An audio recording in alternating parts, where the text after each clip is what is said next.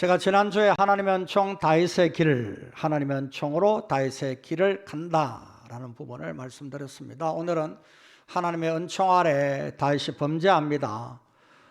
그리고 회개합니다. 왜 범죄와 회개까지 하나님의 은총이냐라는 부분은 이미 다윗에게 하나님의 은총을 거두지 않기로 약속한 언약에 근거한 제목입니다. 우리가 월요일부터 금요일까지 이번 한 주간에 10장 1절부터 12장 말씀까지를 묵상했는데, 그 중에 말씀을 몇 가지로 묵상한 내용을 다시 한번 살피면서 교훈과 은혜를 받는 시간이 되기를 바랍니다. 이 10장 말씀은 골렉의 최정점에 서 있는 다윗 왕에 대한 설명을 10장에 했고, 바로 이어 나오는 11장은 골렉의 최정점에 서 있던 다윗이 오만과 교만함으로 말미암아 이제 범죄한 내용을 안타깝게 다루고 있어요. 그리고 12장에서 하나님의 책망함과 함께 그 범죄를 해결하니까 그 해결을 받으시는 내용까지, 그리고 위로하는 내용까지 담아내고 있습니다. 당시 왕의 주된 사역은 우리가 사울 왕을 보더라도 그랬고요, 다윗 왕도 마찬가지입니다. 왜 다윗을 하나님이 세우시고 사도행전 13장의 말씀 그대로 내가 내 뜻을 이 다윗을 통하여 이루리라 하셨느냐 하면, 그 뜻이 무엇입니까? 아브라함에게 약속한 땅에 대한 복이에요. 다윗 때 와서 비로소 아브라함에게 언약한 땅이 정복이 다 되거든요. 그 일을 다윗을 통하여 이루게 하시는데, 이게 바로 당시에 왕을 세우는 가장 어뜸되는 목적이었다, 이렇게 볼 수가 있죠. 그런데 최정점에, 권력의 정점에 서게 되니까 우리가 성경에 왜 죄를 범하느냐, 왕들이 출정할 시기가 됐는데 출정을 하지 않고 요압을 대신 보내고 자기는 왕궁에 편안히 머물고 있더라, 그 말이에요. 그래서 사명과 자기 임무는 소홀히 하고 지위만 누리고 있는 다윗이다 보니 악한 사탄이 충동질을 하여서 유혹받아 오만과 교만을 통하여서 범죄가 찾아온 거단 말이에요. 왕이니까 내 마음대로 해도 된다, 그런 마음을 악한 사탄이 준 거예요. 그렇기 때문에 우리는 항상 겸비할 필요가 있습니다. 날마다 지위를 생각하지 마시고 항상 내 사역을 생각하시는 하나님의 사람들 되기를 축복합니다. 왜냐하면 사무엘 성경은 왕을 왜 세우느냐, 이 왕은 하나님의 대리자입니다. 그래서 하나님의 말씀을 순종하고 하나님을 존중히 여기고, 하나님을 업신여기면 하나님이 당장에 패하시는 거예요. 그러니까 하나님의 대리자로 그 선민 공동체를 이끌도록 하심인데, 다윗이 이를 충실히 했죠. 그러니까 내 마음에 합한 자다, 내 마음에 딱 맞구나, 사울과 달리 내 마음에 참 흡족하다 해서 바로 하나님이 나단을 통하여서 그에게 성전 짓기를 원하는 그의 마음을 받으시고, 하나님을 존중히 여기는 그 마음에 따라서 하나님의 은총을 약속했잖아요. 다시는 사울에게 내 은총과 그 왕위를 폐하는 것 같이 너에게는 그렇게 하지 않겠다, 너희 후손들에게는 그렇게 하지 않겠다라는 은총을 약속하신 것인데, 바로 이어서 범죄하게 되는 거예요. 우리가 이 점을 잘 한번 묵상해 보시는 은혜가 있기를 바랍니다. 그래서 성경은 이를 통하여서 몇 가지 교훈을 해요. 여러분이 자세한 내용들 묵상하면서 다 살펴보셨으니까 그거 두고요, 중요한 핵심만 몇 가지로 교훈받을 것만 생각을 나누겠습니다. 첫째는 하나님의 은총 하에 다윗을 비롯한 어느 누구도 범죄에서 예외가 될 수가 없다라는 이 평범한 진리를 다시 한번 우리들에게 일깨워 주시는 겁니다. 너무나 평범한 진리인데 우리는 때때로 나는 예외야 라고 생각을 하고, 남의 눈에 티는 보고 자기 눈에 덜 보는 아예 그냥 못 본 척하고 큰소리 떵떵 치고 있잖아요. 그래서 내로남불이라는 말이 왜 생깁니까? 내가 하면 로맨스고 남이 하면 불륜이라고 그러면서 스스로 자기가 지은 죄를 미화시키는 이런 악한 일을 하나님 앞에서 하고 있는 겁니다. 예와 아니요가 아니에요. 아니요도 예 비스무리하게 각색을 하는 이런 우리들임을 다시 한번 살펴보도록 하고 있는 겁니다. 다윗은 우리아의 아내 바세바를 범할 때 성경 기록자가 알아내고 불러오고 동침하고 돌려보냈다. 이 네 가지 동사로 아주 짧게 간략하게 범죄함을 이야기를 하고 있습니다. 이것은 바로 권력의 정점에서는 뭐든지 자기가 마음대로 할 수 있다는 걸 성경 기록자가 꼬집는 그런 말씀이라고 볼 수가 있습니다. 본문 7절 8절을 보겠습니다. 나단이 다윗에게 이르되 당신이 그 사람이라. 이스라엘의 하나님 여호와께서 이와 같이 이르시기를 내가 너를 이스라엘 왕으로 기름 붓기 위하여 너를 사울의 손에서 구원하고 내 주인의 집을 내게 주고 내 주인의 아내들을 내 품에 두고 이스라엘과 유다 족속을 내게 맡겼느니라. 그 다음에 뭐라 그럽니까? 하나님 여호와께서 나단을 통하여 만일 그것이 부족하였을 것 같으면 내가 너에게 이것저것을 더 주었으리라. 그러면서 계속 이어지는 9절 말씀에 보면 네가 여호와 하나님을 업신여기고 그랬어요. 네가 하나님 여호와를 업신여기고 그 다음에 10절 말씀에는 이제 네가 나를 업신여기고 하나님의 말씀이 나단을 통하여 전해지는데 네가 나를 업신여겼다라는 말이 9절 10절 반복하게 나오고 있어요. 오만불손하여 권력의 최정점에 서니까 잠깐 삐거덕거린 거예요. 우리가 그러잖아요. 눈이 뒤집어졌나 그렇게 악한 평을 할 때가 있는데 어떻게 저 사람이 저런 일을 행할 수 있지? 라는 거죠. 하나님도 다윗을 향하여 깜짝 놀란 거예요. 이대로 두어서는 안 되겠구나. 너도 범죄하는구나. 라고 하나님이 큰 실망을 하시는 부분이 바로 다윗에 대한 부분이 다윗이 윤리 도덕적으로 범인들이나 모든 왕들이 다 일반적으로 자기 마음대로 범하는 죄에 대하여서 하나님이 책망하시는 게 아니에요. 하나님이 기대했던 그 기대가 무너지는 거죠. 다윗을 그만큼 마음에 합한 자로 신뢰를 했는데 하나님을 네가 나를 업신여겼다는 거예요. 이게 바로 하나님의 마음을 아프게 한 부분인 것입니다. 그래서 사울과 다를 게 뭐니? 라는 하나님의 절망감이 바로 이 말씀에 나단을 통하여서 주어지고 있는 것을 볼 수가 있어요. 부족할 것 같으면 이것저것 더 달라 하면 얼마든지 줄 텐데 왜 이렇게 하나님의 말씀을 어기고 오만방자하게 행하느냐? 그건 나를 업신여기는 게 아니냐라고 하나님이 큰 실망을 하게 되는 것을 볼 수가 있는 겁니다. 여기서 우리는 하나님 편에서 봅니다. 죄를 짓게 되었을 때에 하나님의 사단에게 아주 영구히 내어주어 버리는 아예 하나님의 폐하여 버리는 이들 있죠. 사울이 대표적인 인물인데 하나님이 세웠잖아요. 그리고 40년 동안 그 왕의 자리에 있게 하셨어요. 그럼에도 불구하고 하나님은 사울 왕을 폐하셨어요. 마지막에 보면 바로 요나단과 함께 아들들과 같이 사울 왕이 전쟁에서 비참하게 죽어요. 그리고 신들린 여인에게 찾아가서 미래를 점치는 그런 자까지 되어져 버려요. 하나님이 보존하기를 서도 멈춰버린 겁니다. 자신이 세웠어요. 허락했어요. 기름 부었어요. 사무엘을 통하여. 그러나 왜 이런 불행한 일이 생깁니까? 바로 하나님의 말씀을 거역함과 함께 거역한 죄에 대하여 해결을 하지 않았어요.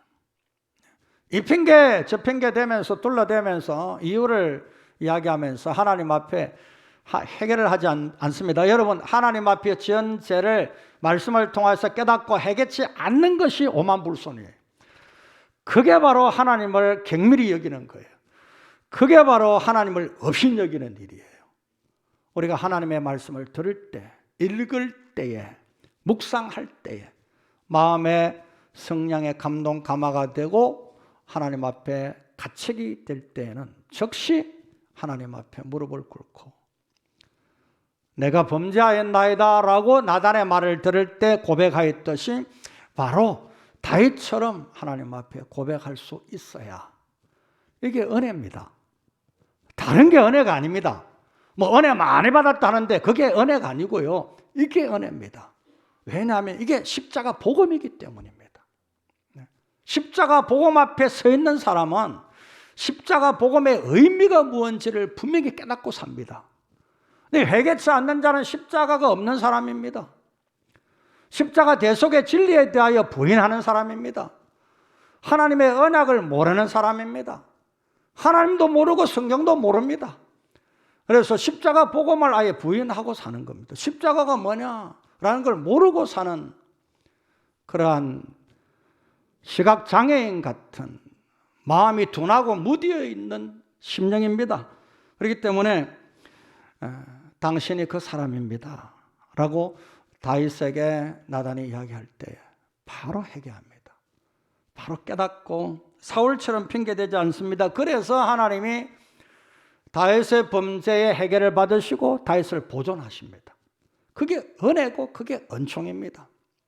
이게 바로 아담의 범죄 이후에 그리스도 예수를 십자가를 향하는 하나님의 도도히 흐르는 구약의 메시지가 바로 헤세드, 바로 하나님의 은총입니다. 그 하나님의 은총이 십자가로 나타나는 겁니다.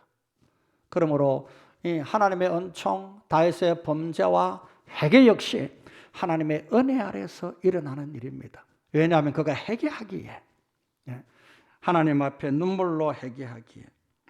그래서 하나님이 다윗은 보존하십니다. 사단에게 내어주지 않습니다.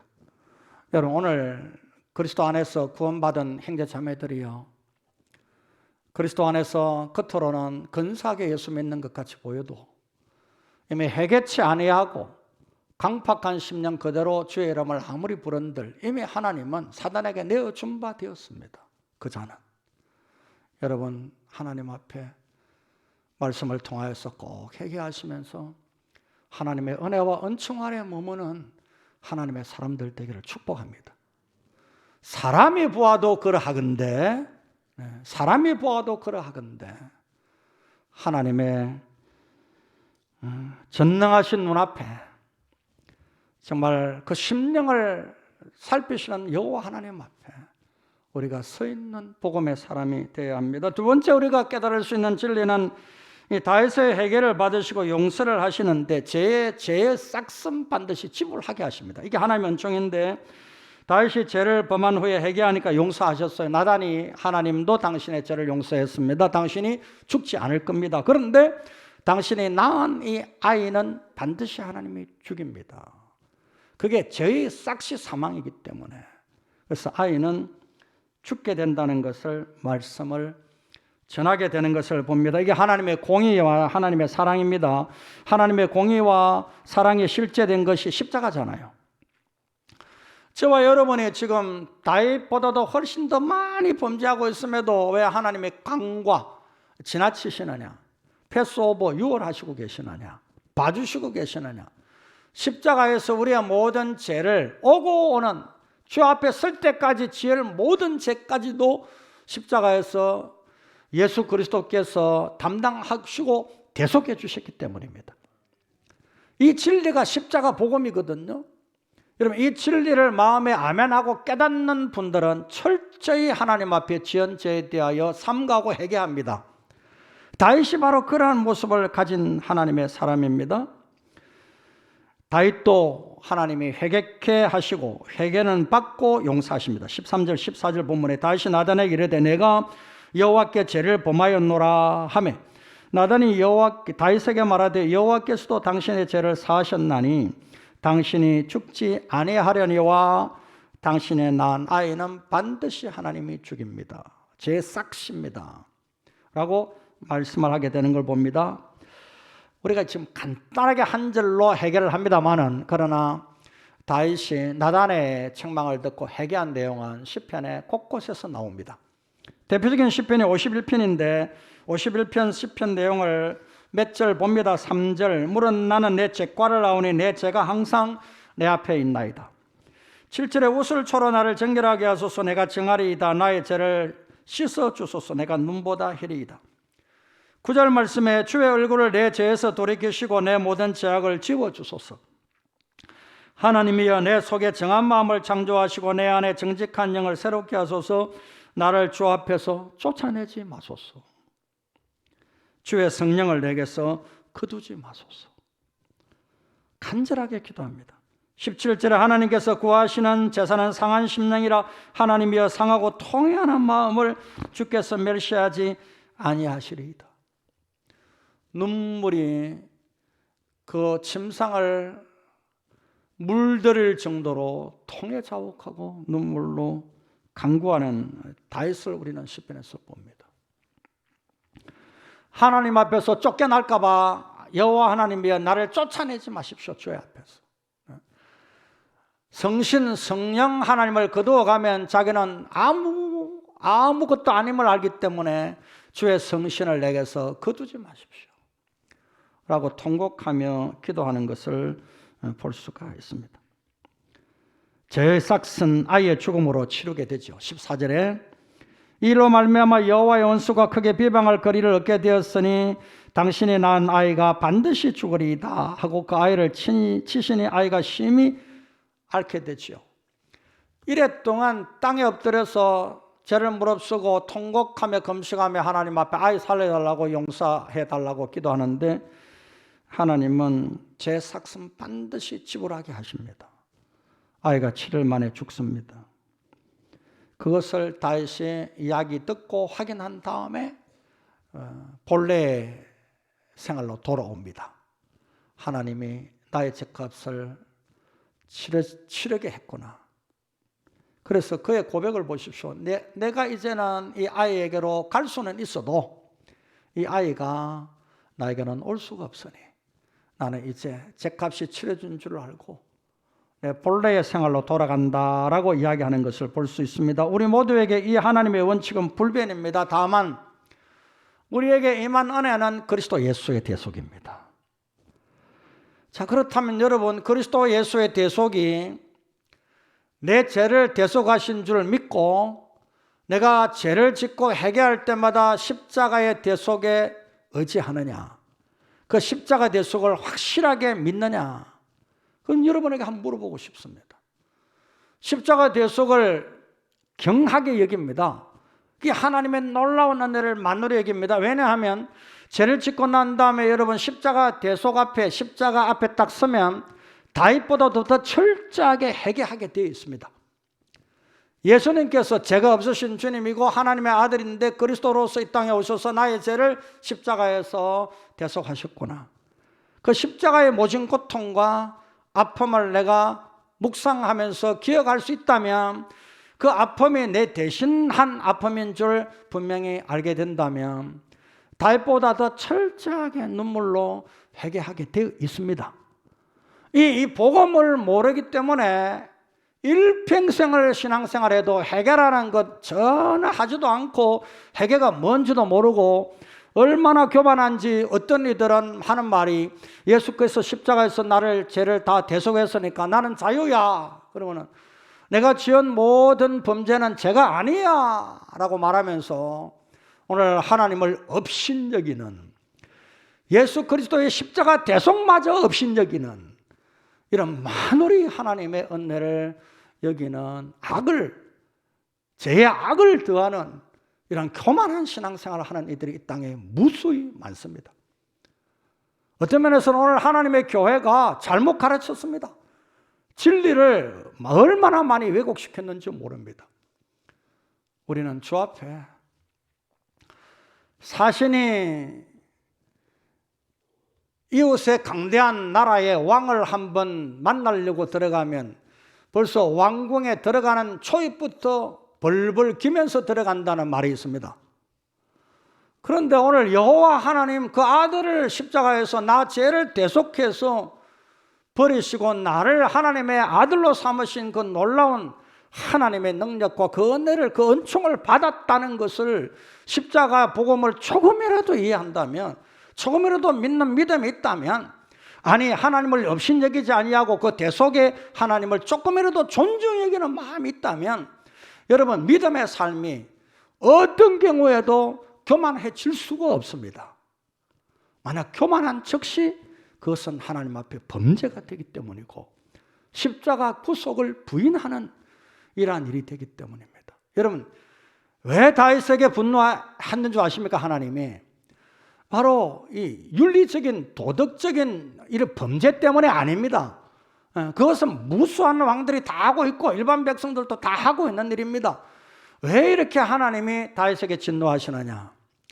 그토록 마음에 합한 자로 하나님의 말씀을 순종하는 자로 기대를 했고, 오랜 동안 연단을 시켜서 사울이 하나님의 말씀을 불순종하는 거 보고 하나님이 어쩔 수 없어, 이제는 다음에 내가 왕을 세우는 자는 내 마음에 합한 자를 세워서 내 뜻 다 이루게 해야 되겠다고 하나님이 큰 작심을 하고 준비시켜서 오랜 세월 동안 연단시키고 사울의 칼날을 피하여서, 창칼을 피하여서, 그리고 아울러서 왕을 바로 세우지도 아니하고 남유다 왕국의 조그마한 한 지파의 왕으로만 한 7년 세웠다가 이제는 전국의 왕이 되게 하신 것이 얼마 되지 않았는데 그만 이런 범죄를 하니까 하나님이 너무너무 다윗에게 실망이 된 겁니다.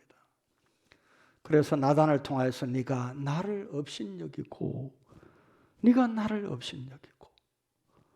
여러분, 오늘 하나님을 업신여기면 복음을 업신여기는 것과 똑같습니다. 그러니까 주 안에서 이 점 꼭 기억하셔서 복음의 사람다움이 있는 하나님의 은총이 있기를 바랍니다. 교회가 이미 복음을 잃어버리고 있지 않는가, 안타까운 마음이 참 많습니다. 그래서 이 다윗을 보면서 하나님의 은혜, 범죄한 자를 용서하시고 은총을 베푸시면서 다시 한번 여러분 자신이 복음 앞에서는 귀한 은혜가 있기를 저는 축복합니다. 다음에는 하나님의 은총이 임합니다. 이 하나님의 용서하심을 철저하게 회개하고 나니까 하나님이 그의 눈에 눈물을 닦아주세요. 참 놀라운 하나님의 사랑이 임합니다. 그게 바로 솔로몬과 여드디야입니다. 본문 24절 25절에 보시면은 이제 다윗이 그의 아내 바세바를 위로하고 그에게 들어가 그와 동침하였더니 그가 아들을 낳으며 그의 이름을 솔로몬이라 하니라. 여호와께서 그를 사랑하사 선지자 나단을 보내 그의 이름을 여드디야라 하시니 이는 여호와께서 사랑하셨기 때문이라. 여호와께서 사랑하셨다라는 말씀이 네가 나를 업신여기고 라는 말씀이 반복되어 나오듯이 이제는 그를 위로하는 말씀이, 그 아이를 솔로몬이라 지었는데 그가 하나님의 사랑하는 자가 되었다. 이게 반복적으로 또 하나님의 회복시키는 은혜의 말씀이 나오고 있잖아요. 그리고 솔로몬이라는 이름을 지었더니 그 평강입니다. 샬롬입니다. 그럴 때 나단을 통하여서 여호와의 사랑을 받은 자다. 또 더하여서 하나님의 은혜 위에 은혜를 베풀고 계시잖아요. 은총 위에 은총을 베풀고 계시는 거예요. 위로 위에 위로를 베풀고 계시는 거예요. 이렇게 우리가 범죄하나 십자가 복음 앞에 서서 철저히 회개하고 주의 진리를 깨닫고 살면은 하나님은 우리에게 무한한 위로를 위로 위에 위로 더하시고 평강 위에 평강을 더하십니다. 이 은혜를 여러분 복음 안에서 꼭 맛보면서 믿음의 삶을 살아내는 하나님의 사람이 되기를 원합니다. 비로소 성경 기록자가 우리아의 아내 바세바를 다윗의 아내 바세바로 이름합니다. 그리고 그 몸에서 난 아이를 솔로몬이라 짓게 하고, 솔로몬을 통하여서 이후에 하나님의 성전을 다윗 대신에 짓게 하는 놀라운 하나님의 평강, 샬롬이 임하는 복을 누리게 하시고 있는 것을 봅니다. 그리고 26절 이하에 제가 시간 관계로 읽지 않았습니다만은 그동안 암몬 자손과 전쟁을 치러가지 않았던데 요압이 대신하여 전쟁을 친 다음에 승리하게 되니까 다윗에게 전가를 합니다. 군사를 이끌고 오셔서 이제는 바로 암몬을 완전히 점령하시고 당신의 이름으로 이 점령한 도성을 일컫게 하십시오. 그래서 군사를 이끌고 라빠로 내려가서 도성을 쳐부수고 승리한 다음에 그 왕이 섰던 금관을, 금 1달란트 중량입니다. 엄청난 금의 양입니다. 그 금관을 다시 정복자가 된 다윗의 머리에 쓰게 하시는 하나님의 위로까지 임하게 되는 것을 볼 수가 있습니다. 자, 여기서 이제 우리는 13장의 말씀을 이미 들어갔기 때문에 묵상이 암논이 이제 다말을 범하고 이로 인하여서 다말의 오빠가 되는 압살롬이 암논을 죽이는 사건까지 오늘 아침 우리가 묵상하는데, 오늘까지 묵상하는데, 자, 이 일, 지금 13장 이후에 일어나시는 다윗의 가정의 엄청난 불행들이 우리가 얼핏 생각하면 우리아의 아내 바세바를 범한 죄로 인한 심판으로 이해할 수가 있습니다. 그래, 그렇지 않습니다. 여기 와서 이제 묵상자들이 막 헷갈립니다. 저 역시도 교육자들과 함께 서로 토론을 합니다. 묵상하는 우리 도목사님까지 제가 오늘 말씀을 드리는 제목을 보고 전화를 주시고 이 문제를 또 한참 또 한 시간까지 토론을 했습니다. 그런데 이제 칼빈이라는 분이 도움을 주었습니다. 이렇게 이야기합니다. 13장부터 나오는 다윗의 가정에 일어나는 불행한 사건들을 바세바 사건의 심판이 계속되는 것으로 이해해서는 안 된다. 다윗이 죄의 심각성을 알게 하고 하나님의 말씀에 순종함으로 왕권을 올바르게 행사하도록 하시는 하나님의 교훈하심으로 보는 것이 자연스럽다. 이렇게 이야기합니다. 왜냐하면 묵상하여 읽어보면 이미 죄는 용서하고 죄 싹서로 아이는 죽였고, 그리고 바세바를 통하여서 다윗의 아내로 인정하는 성경 기록이 있고 솔로몬을 주셨거든요. 그리고 전쟁에서 승리하게 하셨기 때문입니다. 그래서 저는 말씀을 결론 맺으면서 이 부분에서 또 다른 하나님이 다윗을 왕되게 연단하시면서 이제는 다윗을 다윗되게 하시는 연단이 있다. 왜냐하면 하나님께서 계획하신 일이 아직 남아있단 말이죠. 그런데 이대로 뒀다가는 안 되겠다. 그래서 이제부터는 하나님께서 사울은 패하여 버리면 그만이지만은 내가 이 다윗은 패하여 버린다고 하지 않고 끝까지 붙잡아 준다고 보존하겠다고 언약한 언약이 있기 때문에 이 언약을 위하여서는 다윗을 이대로 두면 또 범죄할 수밖에 없으니까 연약한 인생임을 아시고 이제는 손을 보시는 겁니다. 다윗을 다윗되게 하시는 하나님의 징계와 연단을 시작하시는 것을 보게 돼요. 그래서 제가 오늘 새벽에도 말씀드렸습니다. 아이들이 돌멩이 하나 가지고 연못에, 잔잔한 연못에 돌멩이 하나 탁 던지면은 물은 쏙 물속에 가라앉아서 이미 해결이 됩니다. 그러나 여파가 생기죠. 파고가 계속 일어나잖아요. 연못에, 잔잔한 연못에 돌멩이가 퐁당 빠짐으로 인하여서 계속 영향이 온 연못에 미쳐지듯이 이미 다윗의 범죄에 대해서는 회개함으로 용서하셨으나 그 가정에 이러한 죄의 영향력이 계속 진행되더라는 사실입니다. 여러분, 이 죄의 영향력을 빨리 끊어내야 됩니다. 이 죄의 영향력을 빨리 소멸시켜야 됩니다. 이 일을 위해서는 왕도가 없습니다. 하나님 앞에 철저하게 헌신하고 봉사하고 하나님께서 맡겨주신 일에 게을리하지 아니하고 날마다 말씀을 묵상하며 성령 하나님께 의지하는 길 외에는 없습니다. 그럴 때 하나님께서 이젠 됐다, 네가 그토록 죄의 영향력을 걷어내고 사탄의 시험에서 벗어나고 하나님의 나라를 위하여서 헌신하려는 몸부림이 있구나. 그러면 하나님께서 오늘 성경에 보면 모든 진노와 재앙을 단축시키시거든요. 연장하시는 하나님 아닙니다. 사랑하셔서 항상 단축시키는 하나님의 자비와 은혜가 있습니다. 그래서 바로 우리를 죄의 영향력도 하나님 거두어 주십시오. 단축시켜 주십시오. 날마다 더 깊이 회개하고 하나님 앞에 바로 서기를 원하고, 그래서 다윗이 마지막 끝까지 동정녀 아비삭이라는 젊은 처녀를 그에게, 나이 많은 다윗에게 주어도 그는 깨끗하게 거절하고 하나님 앞에 항상 내 죄가 내 앞에 있나이다라는 고백하는 심정을 갖고 믿음으로 일생을 살아낸 것을 볼 수가 있고, 하나님은 그것을 인정하셨어요. 그리고 솔로몬을 통하여 성전을 건축하게 하셨어요. 그의 나라가 하나님 앞에 견고하게 세워지도록 하신 것을 우리가 볼 수 있습니다. 인생 채찍과 사람의 매로 그때부터는 손부와 가신 거예요. 여러분, 주 안에서 오늘 또 하나님의 건실히 히브리서 성경 12장 6절처럼 사랑하사 징계하고 있다고 여기거들랑, 이건 죄에 대한 징계인과 함께 그것보다는 연단하시는 징계입니다. 여러분, 아이들을 여러분이 가르칠 때에 가르치는 것이 교훈과 책망과 바르게 함과 어로 교육하는 네 가지가 있습니다. 오늘 하나님이 우리에게 주신 성경 말씀이 교훈하고 책망하고 바르게 하고 어로 교육하는 네 가지 기능이 있습니다. 거기에 징계뿐이 아니라 연단하고 바르게 교육시키고 바르게 서게 하고 바르게 회복시키고, 그래서 하나님의 사람이 되게 하시는 것입니다. 마침내 다윗이 다윗되게 하시는 것입니다. 왜냐? 하나님이 목적하는 바가 있어가지고 다윗을 택했기 때문입니다. 이걸 알면은, 이걸 알고 예수님을 믿고, 이걸 알고 장로님 되고, 이걸 알고 목회자 되고, 이걸 알고 하나님 앞에 직분을 받은 자가 된다면 하나님 앞에 훌륭한 하나님의 사람이 될 수가 있습니다. 그런데 그걸 대부분 모릅니다.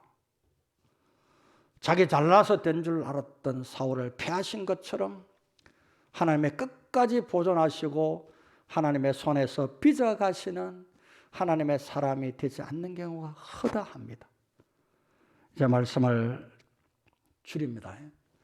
솔로몬은 마지막 부귀영화를 누렸으나 그 나라가 그의 사후에 둘로 나누어지는 큰 심판이 임하죠. 엄청난 심판이 임하는 겁니다. 그런데 솔로몬은 하나님이 손봐주지 않았습니다. 그대로 둔 다음에 마지막 네가 죽고 나면 너의 나라가 두동각이 나는 심판한다 라는 걸 끝났습니다. 그런데 다윗은 하나님이 다윗이 다윗 되게끔 계속 손보십니다.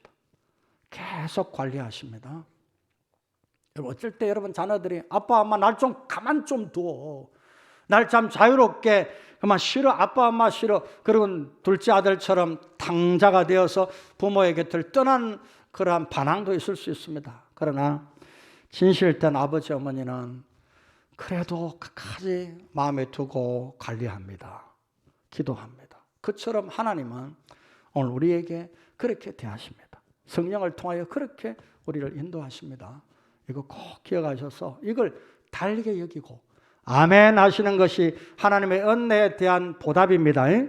그리고 날마다 십자가 앞에 자신을 세우고 철저하게 하나님의 자신을 향한, 나를 향한 하나님의 뜻이 무엇인가를 깊이 묵상할 수 있는 그것은 그게 은혜입니다. 다른 게 은혜가 아닙니다. 큰 복 받아서 무슨 로또 당첨되고 뭐 10층 20층 빌딩 사고 그게 복이 아닙니다. 아니고 하나님의 나라에 가면 온 천하 만국을 다 다스리는 놀라운 부귀영화를 주실 텐데 잠시 잠깐 나그네로 살아가는 이 땅에 그게 목적 되어서는 안 되겠지요. 목적은 뭐냐?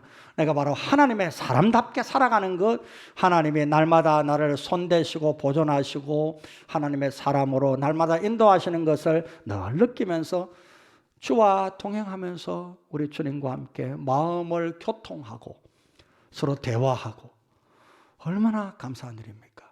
이게 은혜입니다. 기도드리겠습니다. 우리